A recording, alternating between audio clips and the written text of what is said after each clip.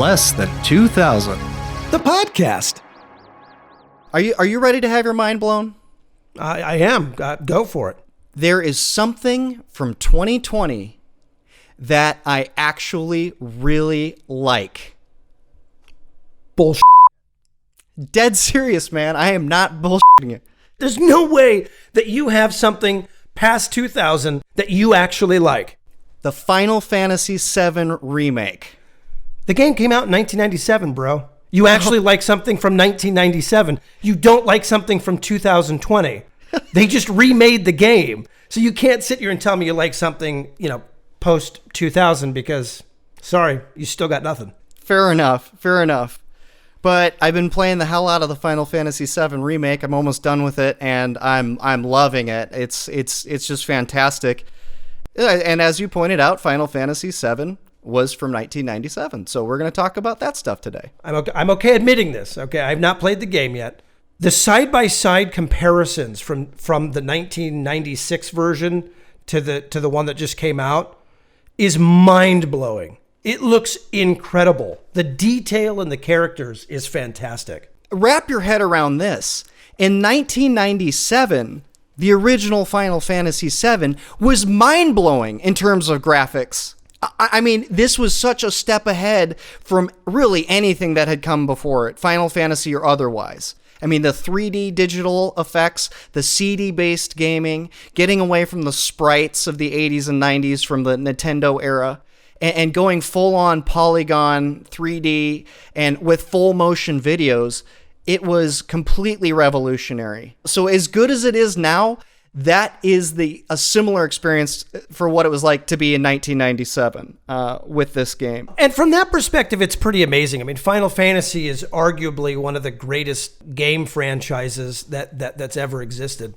And it's really cool that they went back and they remade one of the best, most epic games that was so groundbreaking, and to make it even cooler today in terms of the effects and the way it looks and all that kind of stuff.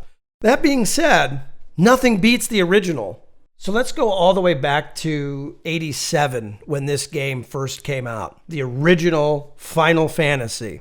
I don't believe Zelda came out in a year before that, and that was kind of open world and all that kind of stuff.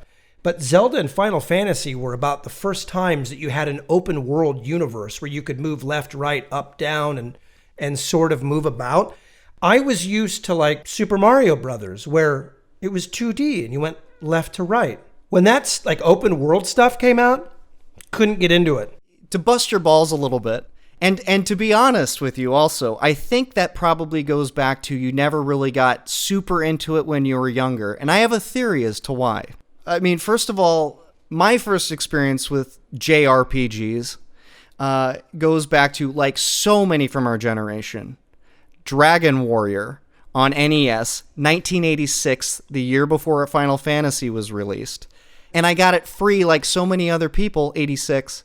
And I got it like so many people free with a subscription to Nintendo Power in 1987. And so I had this game and this guide, and I fire it up, and what do I see? Text. Nothing but text. And that game was just like a one-on-one fight. You couldn't see the two players. You just saw the enemy and you inputted commands. There were really no major spells. Like, the spell was hurt. There was no fire. There was no ice. There was nothing like that. I do remember that. And so my theory behind why you didn't get into it is that it involved so much reading. And 1986 Chad just wasn't going to have any of that. I want to argue and like call you a piece of shit and tell all of the people listening that I love to read. I've always loved to read. You're probably right. Back then, you literally like had to think about what you want to do. You'd be like, okay, well, okay, I can attack this way. I can do this. I can do that. That's boring to me. I mean, it was just, like I wanted Castlevania. Definitely. And then you get all this reading and math and, inventory management. But then I still to this day, if it's not easy to find ammunition, I turn the game off. But I would think that maybe 1987's Final Fantasy by Squaresoft may have had a little bit more appeal to you because you could see more of the action and there was less reading. So Final Fantasy it actually came out in Japan in 87. It was released here in 90, and Dragon Warrior was released in 89 here. Final Fantasy had so many things over Dragon Warrior. It had parties. You had a 4-member party instead of just one guy. It actually had a story behind it, a more involved story. There were spells, way more spells than just hurt, and there were animations to that spell. And instead of just looking at the one enemy and imagining the fight, you could actually see the guys, one row of guys on one side and that row of enemies on the other, and you saw the guys whack them with their sword. You saw the flames come out of their hand, and that was. And when you got a new sword, the graphic changed, and that was pretty damn cool at the time. Way cooler than Dragon Warrior. It was absolutely revolutionary at the time. Nothing like that had ever been done before. Just the name, even. I mean, I remember going to the video store at Albertsons and seeing it the first time, and I'm like, what a cool cover. I mean, it's got this orb, it's got this floating castle, and the name Final Fantasy just sounded so cool. I could not wait to play it. And I rented it multiple times before I actually bought it. And every week it was like you're just hoping that the save file is still there, that somebody didn't rent it during the week and overwrite it. So that's what we had to deal with. What's crazy is that wasn't the original name that they wanted. Oh, you're about to school me on something. There was a game that already existed that they wanted to name it. Oh, yeah. Here's the funny thing. This Square, the original developer, they were about to go out of business. This was the last game that they were going to put out. So what they ended up doing is they wanted to name it something else. So they ended up just naming it Final, as in the final game they're going to put out. So it was Final Fantasy. Yeah. It was originally called Fighting Fantasy. That's right. This game, imagine that. They were on the brink of not existing anymore, and they created something that has lasted close to 40 years now. And so we are, or 35. I'm terrible at math. Yeah, I was going to say, oh yeah, who's bad at math? So, no. I'm bad at math. You're bad at reading. Oh, okay. That's how we're breaking it down. Okay. Yeah. So the game took you all over. It just took you all over. I'll just read what I read. I'll just read directly what I wrote today.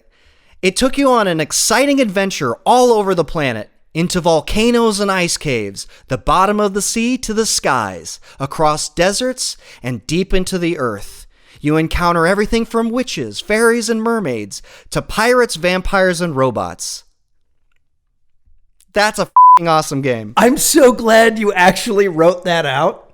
From now on, we should write that. You should read that. That should be the opening. That'll be the cold opening moving forward. It had you had multiple party members you could choose from. There were 6 classes and you could only use 4. So it was fun to. It has a lot of replay value even today because you can mess around with the classes.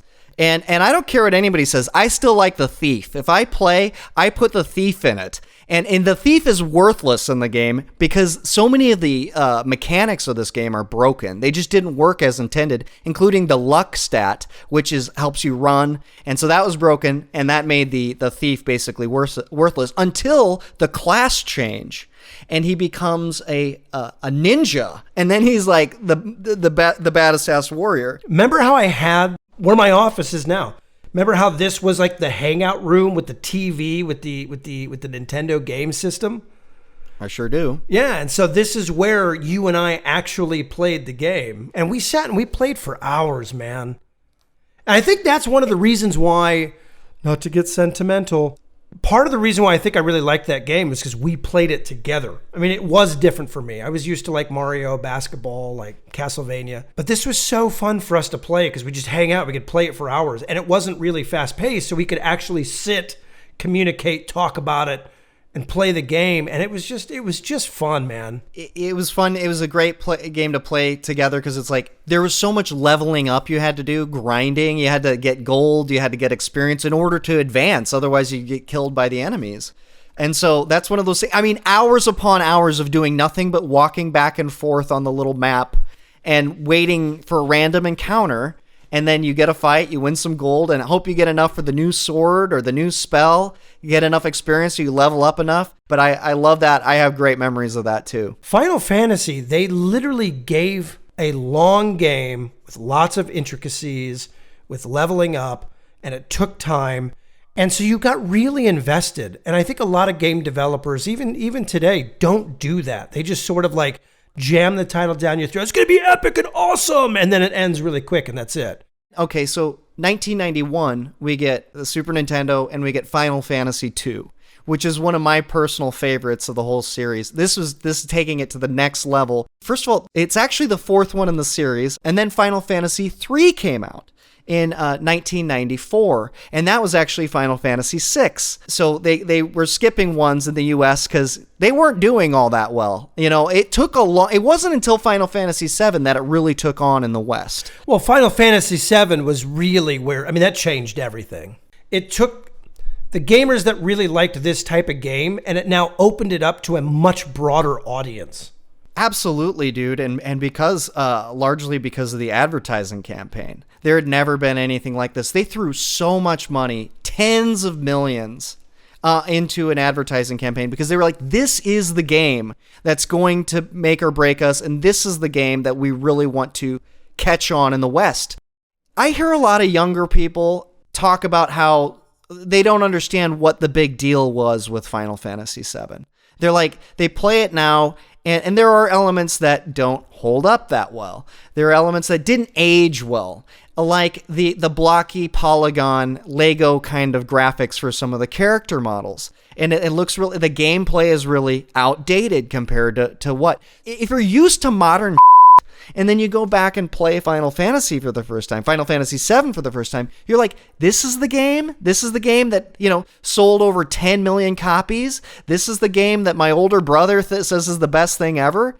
Yeah, it was, because at the time, there was nothing, absolutely nothing on that level, or even close to it. There are people that were born in 2000, have no idea what games were like before that. So when you see something like that, you go like, wow, this is really primitive. If you weren't there for the revolution, it's kind of like if somebody older than us came up to us and were like, dude, no, Pong is the best game ever, man. I'm telling you, Pong was mind-blowing. Yeah, absolutely. Seeing all this stuff for Final Fantasy advertising made me go out and buy a PlayStation in that game. And it is my favorite game of all time. The original Final Fantasy VII is my favorite game of all time. Not saying it's the best game, but it's the one that I've played the most. It never gets old to me. There are I love it. It gives me nostalgia, but it makes me think, and it's just fun and enjoyable. Final Fantasy VI, released here as 3, was really dark and had some very, very, very dark elements in it. But without the graphics and without taking it all the way, it didn't quite have the same effect. Plus, we've talked about it in the NBA Jam episode. There's a time in your life where games aren't as cool. And when 94 is when it came out. And 13, that's kind of in that phase where you're kind of like in between.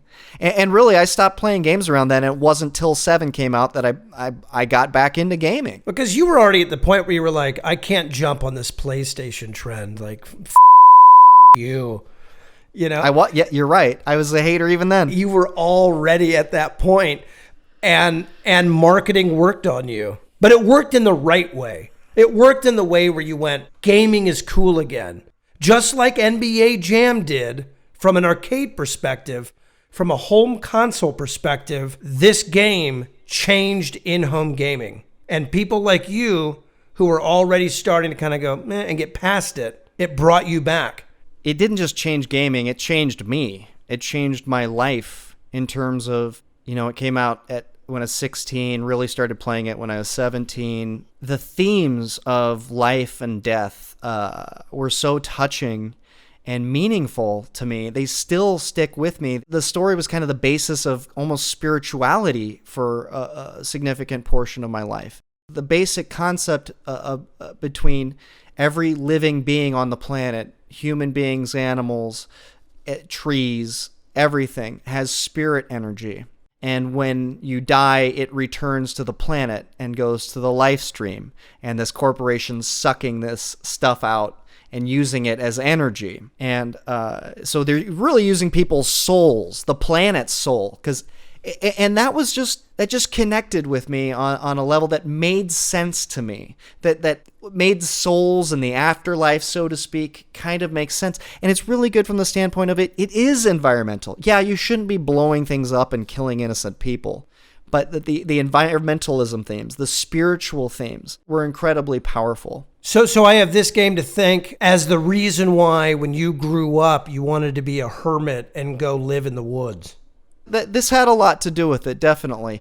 I can't let this whole episode go by without mentioning the villain Sephiroth. Still just a legendary villain on so many top villains lists. Looked cool, act cool, had a sweet sword, was genuinely evil, but like the badass kind of evil. There's an iconic shot where he's burning down a village and he walks through the flames, and it's just like, holy crap, this guy is awesome. And the song at the end when you fight him is just, it was really one of the first times that games ever had like symphonic music. I mean, people aren't going to understand that there was a time before this where it was just chip tunes and 4-track Nintendo sounding music. And they actually recorded with a symphony and opera singers and that's commonplace now in games. And this was just so mind-blowing at the time. And the ending was so powerful, and was one of those that had the confusing ending that had people talking about it to this day. What does it mean? What did it mean? What really happened? And I love endings like that, like 2001: A Space Odyssey, where people can talk about it. I think that really extends the life of a game rather than just wrapping everything up in a nice little tidy bow. It's the sign of great entertainment. Nobuo Uematsu's music, again, is just incredible. It moves me to tears almost. There's certain songs, fans will know what I'm thinking of, a specific scene and a specific song. The guy's a genius, and I'm so happy, and I'm really enjoying the remake. I'm actually really enjoying the remake, so shock.